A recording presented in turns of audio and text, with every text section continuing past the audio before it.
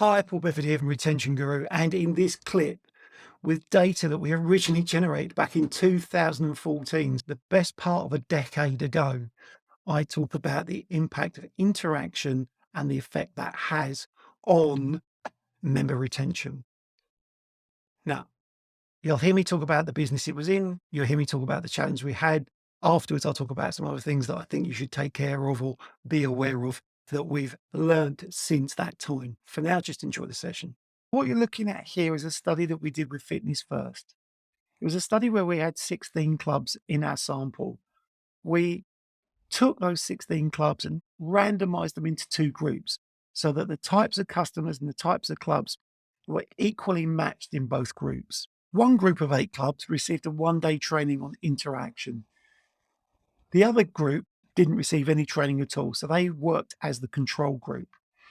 What you can see here is the blue line is the control group and the red line is the group that had the 1 day's training.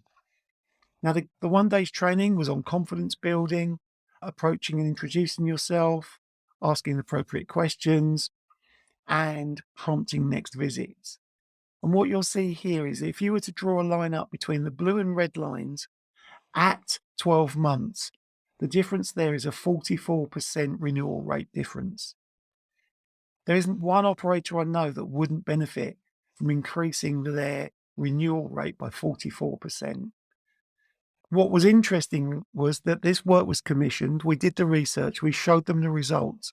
And just after we displayed the results, there was a change in senior management, there was a change in the CEO, and there was a change in direction in the business. So this was never actually deployed within the company, which is a shame. Since we originally did that research, we've done a lot of research on the types of interaction that really have an impact.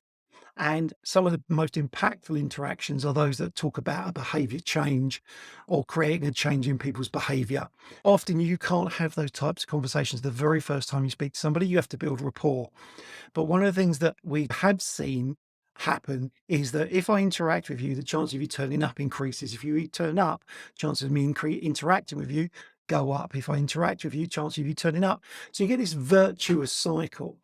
As someone gets more familiar or more routinely accustomed to interacting with you, and I do mean interact and not interrupt, you're more likely to be able to use more advanced language patterns and language techniques to create a behavior within your customers. So think of it in that way. I talk to them to get them to turn up. They turn up, I talk to them. I think one of the things that's interesting right now at the industry is so many operators are removing fitness staff off the gym floor and just saying they're not having much of an impact.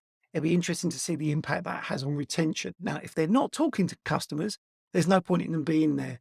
But I have a client who's taken away sales staff, trains their fitness staff to do the sales process. And so the experience they have when they join is end to end. The same person that signed them up is the same person that's going to orientate them to the gym. It's the same person who's going to see them day in, day out. I get that's controversial. Interested in your comments on that or your thoughts on that. For now, that's it. If you've enjoyed this content, just subscribe below to get more, or hop over to the Retention Guru website at retentionguru.com, where there's things to watch, read, and download. That's it for now. Speak to you again soon. Take care. Bye.